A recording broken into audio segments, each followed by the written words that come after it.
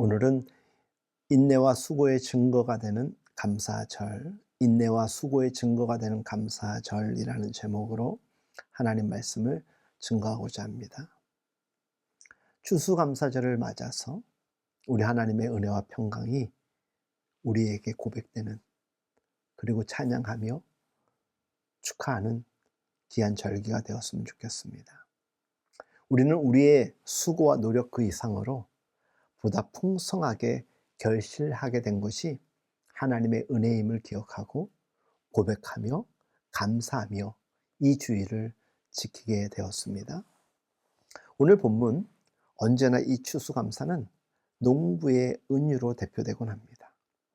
농부의 은유에서는 봄에 씨를 뿌리고 여름 내내 수고하여서 가을에 풍성한 열매를 맺게 된다라는 것이죠.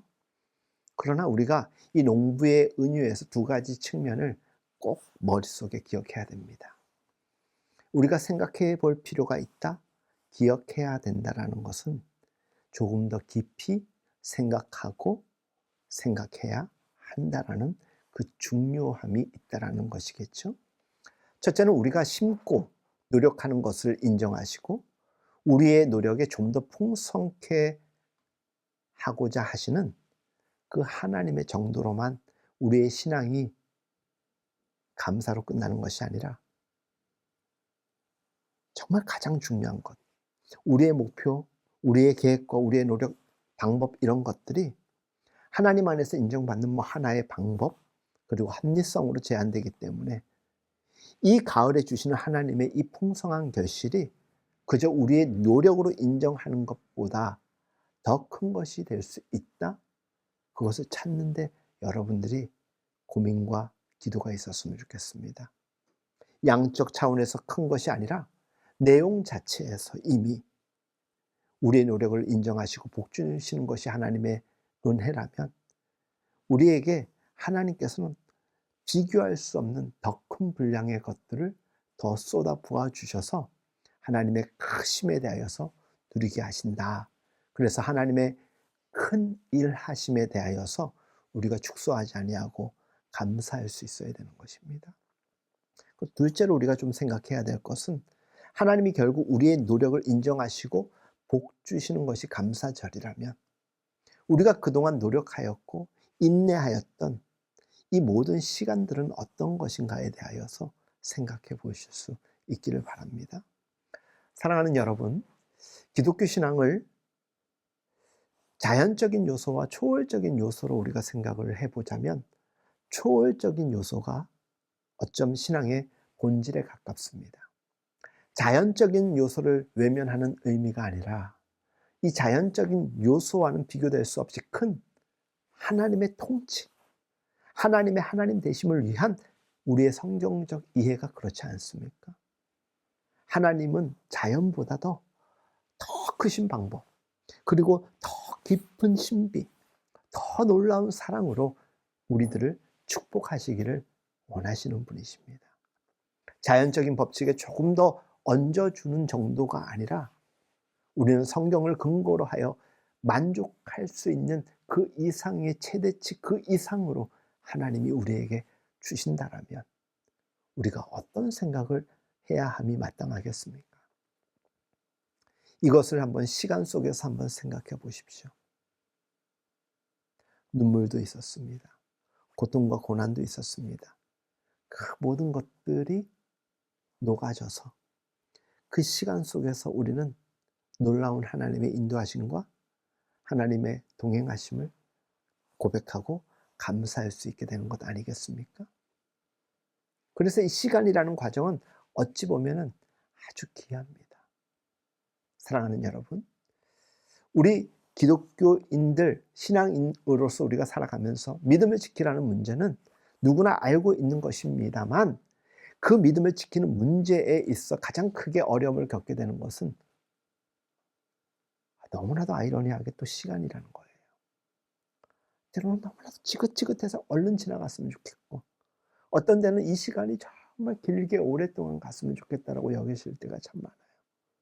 시간이라는 것이 우리의 해석의 가치에 있어서 너무나도 좋을 때도 있고 너무나도 고통스러울 때가 있습니다. 지난 한 해를 돌이켜 봤을 때 길게 느껴지는 것도 있지만 짧게 느껴지는 것도 있고, 너무나도 행복하기도 했지만 너무나도 악몽스러울 때도 참 많지 않았습니까? 우리 기독교 신앙의 이 초월에 가장 큰 무게를 두고 우리가 생각을 한다라면, 하나님께서 우리의 정성된 삶을 반드시 들어주실 것입니다. 그런데 왜 들어주시지 않을까 우리는 염려되고 근심될 때가 참 많을까요? 오늘 농부의 이 은유적 비유에서 말은 우리에게 분명히 전하고 있습니다. 그 가을의 풍성함이라는 것이 그 봄과 여름의 긴 인고의 시간을 필요로 한다라는 것입니다. 결실만 생각하면 그 자체로 너무나도 좋은 것이지만, 씨 뿌리고 여름 내내 수고하고 인내하지 않았다면 그 결실을 볼 수가 없는 것이지 않습니까? 봄과 여름의 그 긴 시간을 통하여서 인내라는 것이 결과를 얻어내는 아주 중요한 방법이 된다라는 것입니다. 그래서 때로는 참고 견디는 것은 이미 우리에게 큰 결과물이라는 것입니다. 과정 중에 이미 우리가 확보하고 얻은 결과라는 것입니다. 이렇게 이해할 수 있는 것도 사실이지만, 농부의 은유에서는 성경이 사실 하고 싶은 얘기는 그것과 조금 다릅니다. 어떻게 다르냐? 여러분들 학교 다닐 때 보면은 부모님들이 우리를 어떻게 꼬십니까? 이번에 몇 등 안에 들면은 너 원하는 선물 사줄게. 그래서 우리가 정말 열심히 해서 그 성적 순위 안에 들었어요. 그러면 부모님이 뭐라고 합니까? 그래, 그 정도만 유지해. 이게 아니라 다음번에는 더 좋은 성적으로 등수 안에 들면 내가 더 좋은 거 사줄게 라고 이야기를 하죠. 그러면 어떻게 됩니까? 공부를 잘하면 돈이 생긴다? 공부를 잘하면 선물이 생긴다. 그렇다고 이렇게는 연결하면 안 되는 것이죠. 그러면 우리가 조금 전에 함께 나눴던 이 본문의 말씀, 농부의 인내를 보라라는 것, 인내가 결과를 낳는다라는 것은 심은 것을 거둔다라는 그런 개념 정도가 아니라, 농부의 인내, 그리고 인내의 가치를 우리에게 가르치기 위해서 가을의 결실을 주신 것이라는 것이에요. 그래서 우리는 결과를 얻은 것으로 인하여서 그 결과물을 보면서 판단하고 유익으로 여기는 것이 우리에게는 실제적인 가치로서 보이는 것으로, 체감되는 것으로 더 커 보이지만, 사실 여러분들 그 결과를 얻기 위하여서 그동안 수고한 그 인내와 수고의 가치가 훨씬 큰 것입니다. 사실 그 속에서 여러분들이 기도하였고 그 속에서 하나님의 함께 하심을 경험하지 않았습니까? 그러니 결과보다도 그 과정이 얼마나 큰지 모릅니다. 그 시간이라는 과정 가운데서 하나님께서 왜 우리를 인내하게 하셨고 수고하게 하셨는지 결실의 때에 우리는 감사하게 되는 것이에요. 하나님, 이만큼 얻었어요, 이런 결과물을 얻었어요 라고 고백하는 것 이상으로 우리가 고백할 수 있는 것이 무엇이다? 바로 그때 그렇게 인내하게 하신 것, 수고하게 하신 이유가 바로 이것이었습니까? 그렇게 감사하는 것이죠. 성경이 우리에게 그것을 일러주는 것입니다. 성경의 가르침을 차근차근 한번 잘 생각해 보면 말씀 곳곳에 그러한 의미가 있습니다. 고린도전서 3장 4절, 어떤 이는 말하되 나는 바울에게라 하고 다른 이는 나는 아볼로에게라 하니 너희가 육의 사람이 아니리요. 그런즉 아볼로는 무엇이며 바울은 무엇이냐?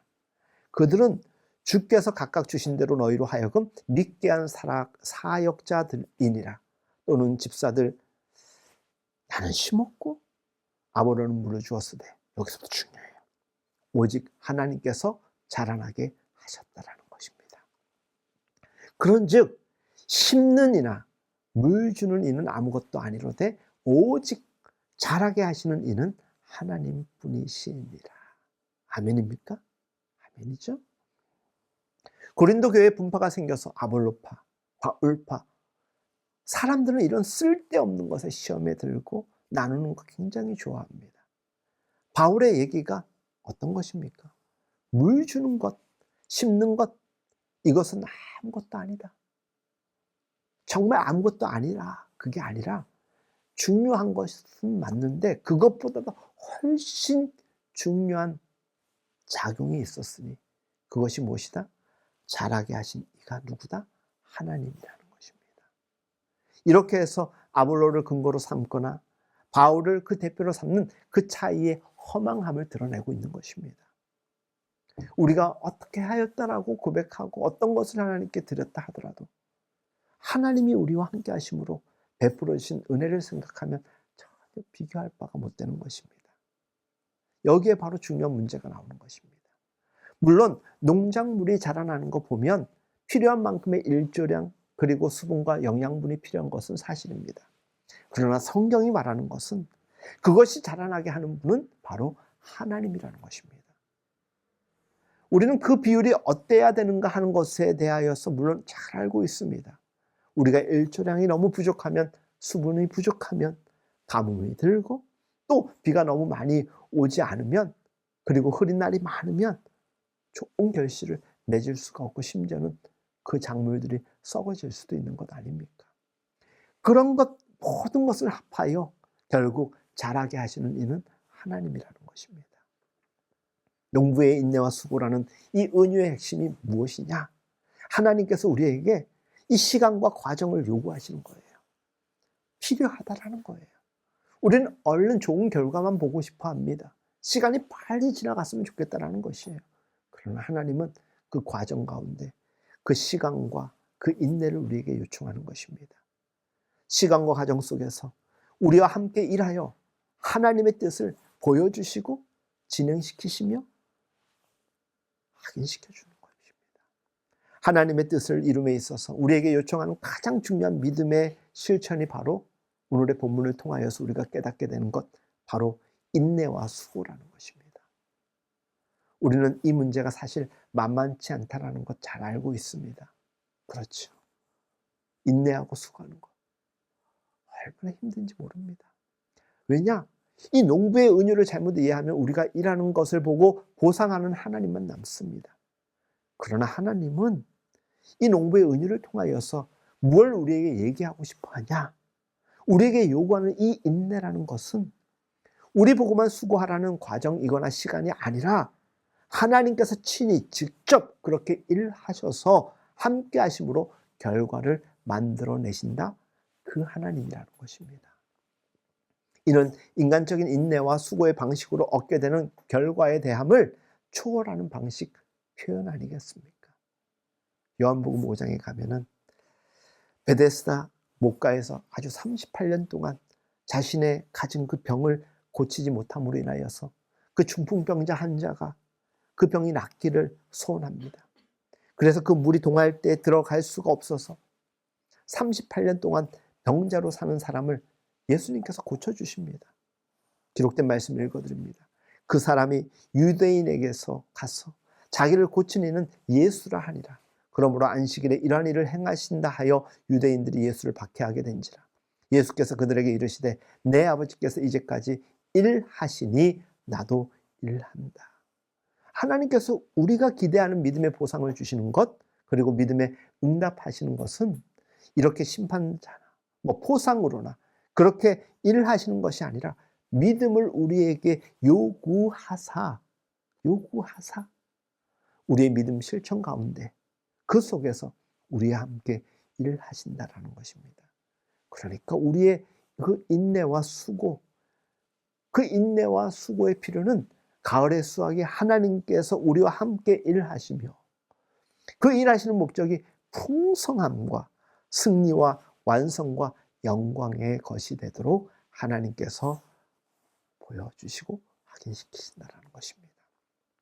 씨를 뿌렸더니 거뒀다라고 할 때 이보다 씨 뿌려 가꾸는 일에 하나님이 우리의 인생 속에서 우리와 함께 일하시며 우리를 영광된 자리로 인도하신다. 이게 농부의 은유인 것입니다. 하나님이 일하신다.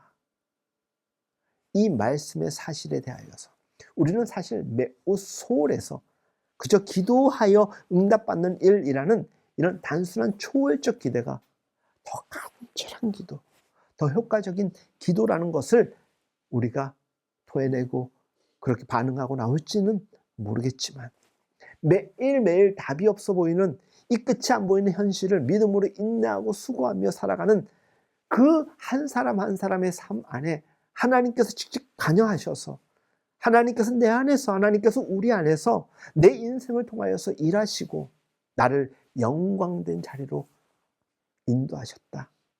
우리는 이것을 오늘 이 자리에서, 매일의 삶의 자리에서 고백할 수밖에 없는 것 아닙니까? 농부의 은유를 잘 이해해야 됩니다.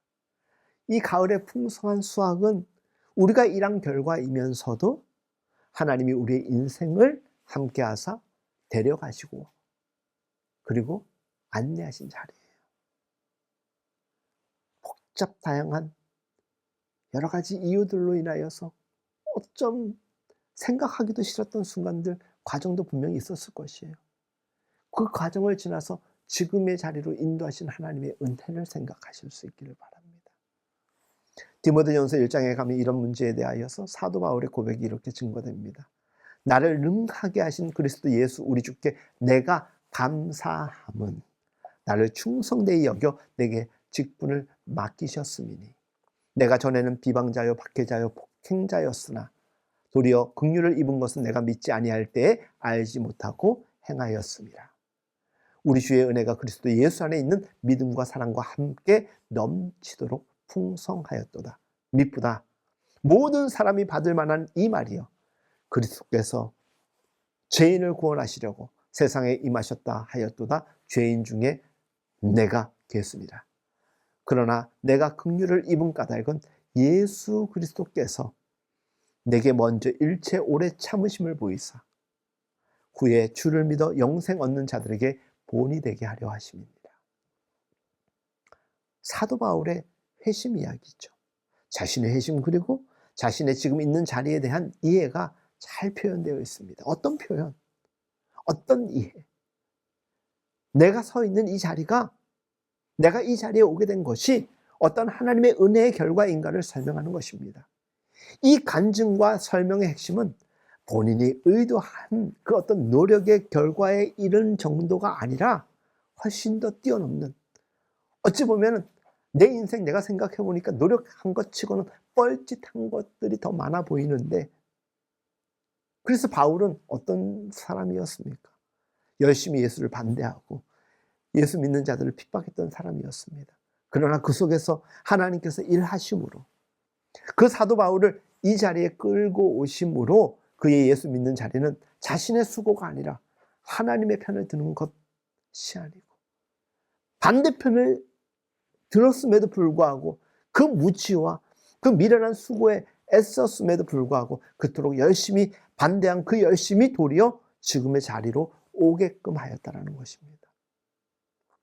본인이 의도하거나 상상할 수 없는 방법으로 아주 중요한 몫을 하게 됐다는 것이죠. 때로는 우리가 잘못된 방법, 하나님이 원하시지 않는 그런 삶의 과정 가운데서 그 결과는 뻔해야 되는 것 아닌데 돌이키게 하시고 변화시키셔서 우리의 자리가 얼마나 큰 하나님의 은혜의 손길이었는가 느끼게 되는 순간이 있지 않습니까? 바로 그 이야기입니다. 죽은 자의 부활같이 자신이 어떤 은혜를 받았는가에 대하여 가장 모범이 되는 자가 됐더라. 이것이 바로 바울의 고백인 것입니다. 사도 바울의 하나님을 향한 거룩한 욕망, 의욕, 열심, 헌신이 만들어낸 것이 아니고 그가 생각 없이 살았음에도 불구하고 이 자리에 온 것은 하나님의 인도하심이었다는 것입니다. 이것이 복된 감사의 주요 내용인 것이죠. 왜냐? 나는 이렇게 했더니 이런 보상을 받았다라고 자랑을 할 수 없는 과정을 겪었지만 예수 그리스도의 은혜가 얼마나 큰 것인가를 증명하는 일에 있어서 너무나도 귀한 자리로 나를 인도하시고 앉게 되어서 너무 황송한 것이에요. 내가 한 것에 비해서, 내가 하나님께 반응한 것에 비하여서 하나님이 나를 통하여 이루신 일들, 우리들을 통하여서 이룬 일들이 무시무시하게 감사하다라는 것입니다. 자랑할 것은 없지만 복된 직분을 맡게 되었다. 내가 무엇이 간데? 우리가 무엇이 간데? 저에게도 여러분들에게도 그런 기쁨이 있지 않습니까? 사랑하는 여러분, 우리가 부족함에도 불구하고 하나님은 우리를 자녀로 삼으셨습니다. 그리고 하나님이 우리를 일꾼으로 부르셨습니다. 이것만으로도 얼마나 복되고 감사한 내용입니까? 저는 이 고백에 대하여 정말 잘 이해를 하고 있고 더 깊이 이해하고 싶습니다. 혹시 우리들 가운데서 이것에 대하여 이해를 못하는 분들이 있다면 그 까닭은 무엇일까? 좀 단도직입적으로 표현하겠습니다. 여러분들이 치열하게 인간의 죄성에 대한 경험이 적기 때문입니다. 여전히 신앙의 본질로 승부하지 못하고 있기 때문일 것입니다. 그래서 자신의 한계를 아는 일, 복음의 은혜를 아는 일에 있어서 하나님이 이미 우리를 향하여서 행하신 일에 비하여 우리가 덜 미치거나 이해하지 못하는 부분들이 많은 거예요. 신앙의 애씀, 발버둥침 왜 필요하냐? 그렇게 해야만 제대로 알 수 있는 것이 하나님의 은혜이기 때문이에요. 그래서 여러분들에게 자주 이야기하지만 대충 하나님 믿으려고 하시면은 은혜를 경험하기 어렵습니다. 정말 하나님이 나를 위하여 나에게 어떤 분이신가에 대하여서 목마른 심정으로 우물을 파는 심정으로 다가가 보십시오. 거기에 감사의 샘이 넘쳐날 것입니다. 그리고 힘듦과 불평으로 일단락하고 있는 우리의 현장이 인내와 수고의 자리이구나. 그래서 이 인내와 수고에 증거된 이 자리가 우리가 감사할 수밖에 없는 자리이고 시간이 지나서 오늘과 같은 감사절에 하나님께 기쁨으로 아뢰일 수 있는 제목이 되는 것이죠. 사랑하는 여러분, 사도 바울이 원래 갔던 길이 잘한 길이 아니지 않습니까? 하지만 이렇게 하실 수 있다는 것이 우리에게 무엇을 가르치느냐? 아주 중요한 원리를 우리에게 일깨워주고 허락하고 있습니다.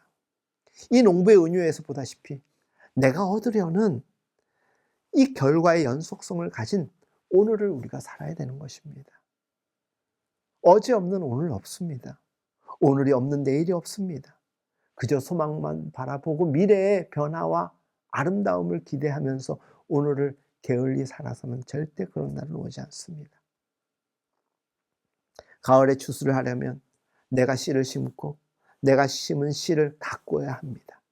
그 결과를 얻는다라는 이 일관성이 있는, 말하자면 신앙의 어떤 이해가 우리에게 있지 아니하면 우리는 과정도 실패할 수밖에 없고 결과를 두고도 만족하지 못하고 감사하지 못하게 될 것입니다. 성경이 하고 싶은 이야기가 뭔지 여러분들 아시겠습니까? 이 농부의 은유가 그가 심고 노력한 것을 인정해주는 보상을 설명하기 위하여 와 있는 것이 아니라 우리가 일하는 중에 가장 인내와 수고가 두드러진 그 일이 성경이 기록될 그 당시의 농사이라면 오늘날 우리의 다양한 삶의 자리에서 이에 준해서 우리가 해석할 일들이 참 많겠죠.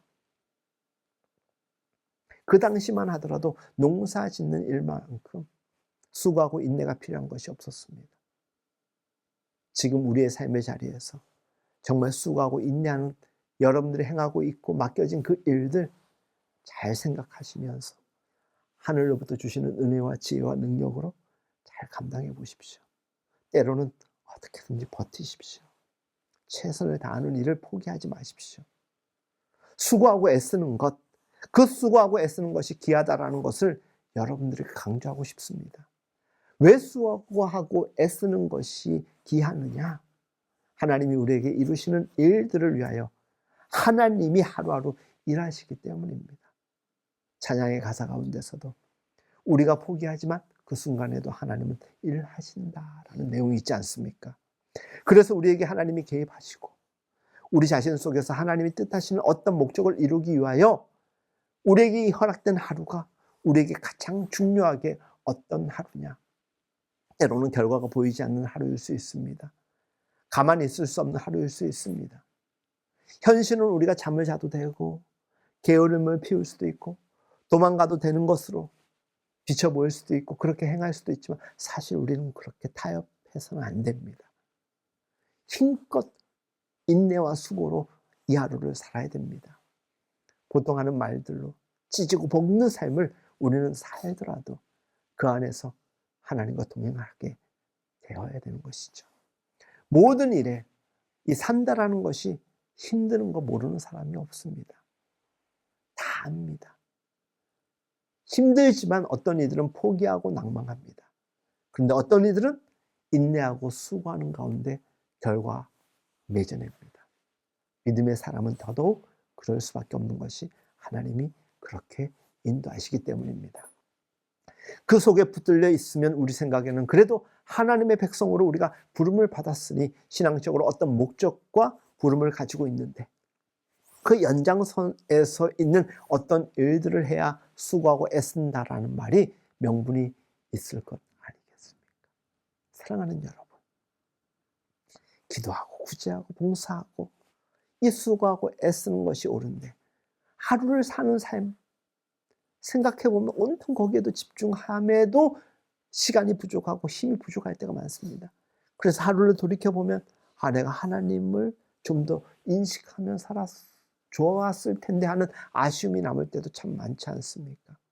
그래서 정신 차려보니까 우리가 하나님을 잊고 살았다. 그래서 돌이켜 내일부터는 더 하나님과 함께하는 삶을 살아야 되겠다. 따지고 보면 우리 인생 그런 과정이고 조건이고 그런 시간의 전부인 것입니다. 거기에 무엇인가를 하나님께서 하시겠습니까? 동행, 함께 하심. 그게 얼마나 큰 은혜인지 모릅니다. 로마서 8장 우리가 알거니와 하나님을 사랑하는 자 곧 그의 뜻대로 부르심을 입은 자들에게는 모든 것이 합력하여 선을 이루니라. 하나님 모든 것을 합하여 선을 이루신다라는 것이죠. 모든 것이 합력하여 선을 이루는 모든의 이 모든은 꼭 신앙적이 아닐 수도 있습니다. 우리의 인내와 수고라는 것을 꼭 신앙과 결부시킬 필요는 없습니다. 우리가 살면서 목숨을 유지하기 위하여서 그리고 어떤 명예를 지키기 위하여 자존심을 지키기 위한 모든 노력들 그 수고 속에서도 하나님은 일하고 계십니다. 우리는 다만 자존심을 위하여 일을 할 수 있고 명예를 위하여 일을 할 수 있고 경쟁과 자랑을 위하여서도 일을 할 수 있습니다. 그러나 그거 가지고 하나님이 우리 안에서 무엇을 만들어 내시느냐에 따라서는 각각 다릅니다. 같은 물을 뱀이 먹으면 독이 됩니다. 같은 물을 소가 먹으면 우유가 됩니다. 하나님이 우리 안에서 이 수고하는 애쓰는 것들로 무엇을 만들어내시는가는 분명 각자마다 다 다릅니다. 하나님의 능력과 지혜와 은혜 속에 속해 있다라면 독이 아니라 무엇을 만들겠습니까? 우유를 만들어낼 것입니다. 그러니까 성도들 여러분, 오늘처럼 감사를 지키면서 우리가 기억해야 될 것은 결코 우리의 수고가 헛되지 않다라는 사실입니다. 그게 어떤 수고입니까? 살기의 그 꼭판 수고가 헛되지 않다, 그런 것이죠. 보람듯한 인생을 살아야만 그저 복되고 행복스럽다라고, 그래서 그렇지 않은 삶에 대하여서 외면적으로 드러나는 것을 가지고 평가하는 이들에게 묻혀서 우리 스스로가 좌절할 이유가 없다라는 것입니다. 어이없고 불만스러운 인생도 그것이 인내하는 과정이고 수고하는 자리이기 때문에 하나님은 지켜보고 계신다. 쉽게 인생 평가하지 말라는 것이에요. 하나님이 우리와 함께 하시고 계시기 때문입니다. 그게 왜 말이 됩니까? 라고 따질 수 있는 분도 있겠지만 말이 됩니다. 그 증거가 무엇입니까? 잘 들어보십시오. 예수님이 우리를 구원하시기 위하여 어떻게 하셨습니까? 그 사랑을 우리에게 주시기 위하여, 우리에게 영생을 주기 위하여 이 땅에 오셨습니다. 그리고 어떻게 사셨는가를 생각해 보십시오. 모두의 오해 속에서, 비난 속에서, 그리고 헛된 요구 속에서 그 인생을 사셨습니다. 그가 세상을 구하러 왔습니다. 사람들은 아무도 그것을 몰랐습니다. 그가 우리를 위하여 죽으나 아무도 그가 우리 죄 때문에 죽는 줄을 몰랐습니다. 심지어 그의 제자들조차도 그저 정치적 군사적 해방을 줄 것으로 기대했습니다. 그러니 예수님이 인류를 위하여 죽으시겠다, 죽게 될 것이다 예언했음에도 불구하고 하나같이 다 도망쳐 버렸습니다. 그 시대에 아무도 예수가 누구인지 알지 못했습니다. 그는 참으로 로마 제국의 정치 권력 속에서, 그리고 유대인들의 오해와 박해 속에서 오직 가난한 자들이 자신들의 필요를 위하여 매달리는 그 한심한 자질구레한 일상 속에서 그저 당신을 던지셨습니다. 맡기셨습니다. 그런데 그렇게 죽어서 세상은 허망한 죽음이라고 이야기할 수 있었겠지만, 손가락질하였지만 하나님의 뜻을 이루었다라는 것을 꼭 기억하십시오. 우리 인생이 때로는 구질구질해 보이고 이렇게 살아서 무엇 하나라고 여기는 분들 아니에요. 우리의 그 손길 하나하나가 의미 있는 하나님의 역사가 된다라는 것입니다. 우리는 너무 우리 기독교 신앙에 대한 이해와 기대가 과장되어 있지 않는가 생각해 봅니다. 그게 아니라면 외면당한 그 당시 예수의 죽음이 이토록 진리이고 신비일 수 없지 않습니까?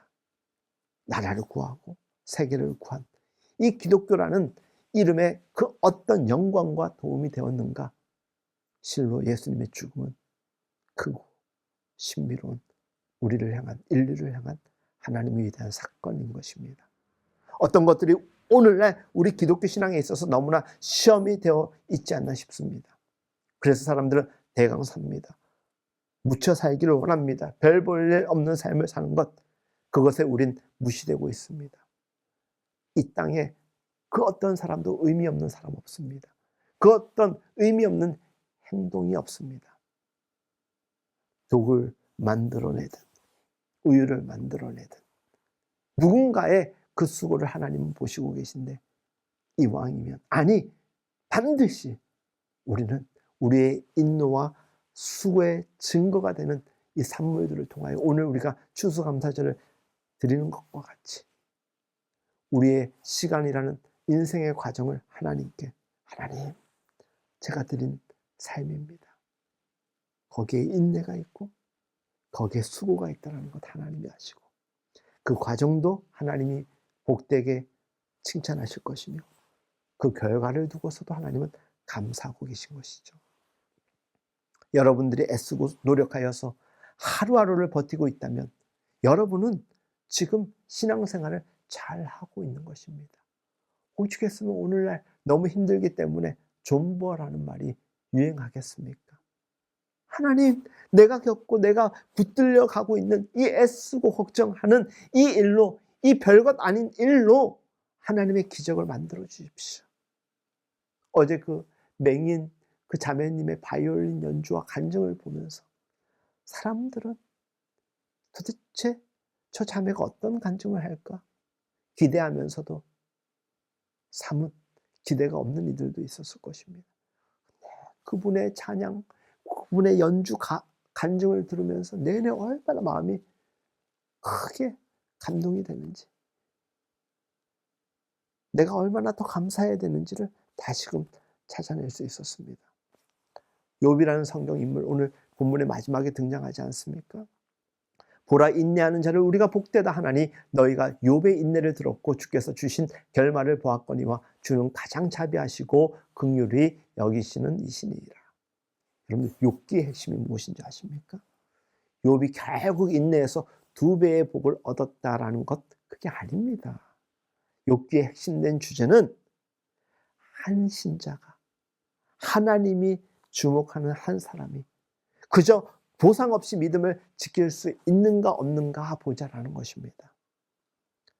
내가 어떤 혜택과 어떤 조건이 갖추어지지 않아도 하나님의 살아계심과 하나님의 동행하심만으로도 우리의 존재는 가능하다라는 것입니다. 욥이 주변에서 도대체 내가 뭘 잘못해서 이런 억울한 일을 당합니까? 친구들은 그럽니다. 너가 잘못한 것도 있으니까 그런 거 아니냐. 너무 고통스러운 매일매일의 삶이었을 것입니다. 그래서 욥이 이야기하잖아요. 차라리 내가 태어나지 않았는 게 더 나았을 것 같다. 얼마나 고통스러우며. 그러면서 하나님 도대체 왜 잠잠하십니까? 왜 대답하지 않습니까? 이게 욥기 전체의 내용이에요.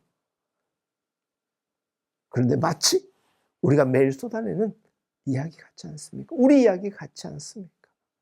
나중에 하나님이 나타나십니다. 그리고 뭐 우리가 요구하는 시원한 답변을 해주지도 않습니다. 그런데 욥이 그 과정 가운데서 인내와 수고로서 경험했던 하나님을 이렇게 고백하는 것이에요. 제가 주께 대하여 귀로 듣기만 하였었더니 이제 눈으로 주를 배움나이다. 그리고 회개합니다. 그리고 복받고 끝! 엔딩? 이게 욥기예요. 심지어 그런 후에 일어나는 일이 그 전보다 많은 복을 받게 됩니다. 그러나 그의 인내가 복을 받기 위하여 고통으로 인도됐다라는 그런 뜻은 아닙니다. 그의 인내가 무엇을 만들어냈느냐가 중요한 것입니다. 그러면 귀로 듣기만 했던 하나님을 눈으로 보는 결론으로 인도했다가 핵심이 아니겠습니까? 그게 복이라는 것입니다. 하나님께서 우리에게 하시고 싶어 하시는 일이 무엇일까요?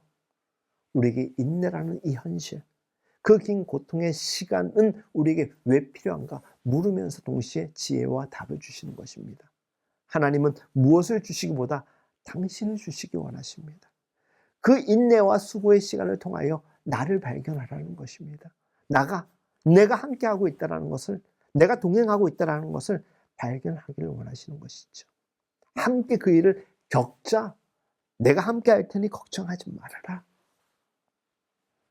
일에 해결하는 게 핵심이 아니라 모든 일에 우리와 동참하심으로 하나님의 어떤 일에서만 하나님이 아니라 우리의 삶과 존재 그리고 인격, 인생 그리고 모든 면에 있어서 하나님 내 편이 되시고 나를 이해하시고 나로 하여금 하나님을 알게 하시는 일로 인내와 고통을 때로는 요구하시고 수반시키신다라고 생각하면 감당하지 못할 그 어떤 인내와 수고가 어디 있겠습니까? 긴 여행을 떠나보면요, 내 주변에 있는 사람들이 어떤 사람인지 알 수 있다라고 하지 않습니까? 아무리 가까운 친구하고 여행을 가더라도 어떤 선택의 기로에서 자기만을 챙기는 사람이 있습니다. 그런데 모든 것을 보여주고 난 다음에 행하는 과정 속에서 얘는 정말 나랑 목숨까지도 함께 할 사람이구나 느끼는 이들이 있기 마련입니다. 그런 과정 속에서 견디면서 돈독해지는 사람이 있고 헤어지는 과정에 사람이 있습니다. 하나님이 우리에게는 어떤 과정, 어떤 여행의 친구가 되어주시냐. 끝까지. 먹을 것이 하나밖에 안 남으면 너 먼저 먹으라고 챙겨주시는 그런 거. 그 마음을 아는 사람은 어떻게 하겠습니까? 고마워 내가 먹을게 이게 아니라 같이 먹자. 있던 하나님의 마음인 것이죠. 하나님은 우리와 동떨어지기를 원하지 않으십니다. 우리의 보증이 되시는 것, 복을 주관하시는 보상관이 되시는 것으로 만족하지 않습니다. 하나님은 우리의 가장 가까운 친구가 되기를 원하십니다. 그걸 우리가 알게 하시고 알려주시는 것입니다. 우리의 인생 여행이 길고 이 여행에서 이 돌발 상황이 많이 일어난다 할지라도 우리는 하나님을 더 깊이 알게 될 것입니다. 왜? 하나님은 포기하지 않고 늘 동행하시는 분이기 때문에 진정한 사랑의 알파요 오메가이십니다. 그것이 기독교 신앙이 요구하는 것입니다. 그게 바로 복된 자리이고 하나님은 우리를 이 자리로 이끌어내셨고 오늘 한 해를 살아가며 우리는 이 자리에 지금 서 있는 것입니다. 추수감사절은 어떤 날이냐? 한 해를 돌이켜볼 때 우리의 인내와 수고의 증거가 되는 날입니다. 그래서 그때 그렇게 인내할 수밖에 없었구나. 그래서 그때 내가 수고하며 땀 흘렸구나. 감사로 하나님께 영광 돌리는 날이 되는 것입니다. 이런 증언이 고백이 우리에게 있길 원합니다. 그 과정은 각자에게 허락이 되어 있는 기회들을 본인들이 얼마나 하나님과 함께하며 하나님을 배워 나가는가로 차이가 날 것입니다. 부디 여러분의 인생과 현실이 얼마나 값진 것인가를 다시금 경험하고 고백하는 추수감사절. 그래서 더 앞으로의 날들을 기대하고 소망하는 우리 모두의 추수감사절이 될 수 있기를 예수님의 이름으로 축복합니다.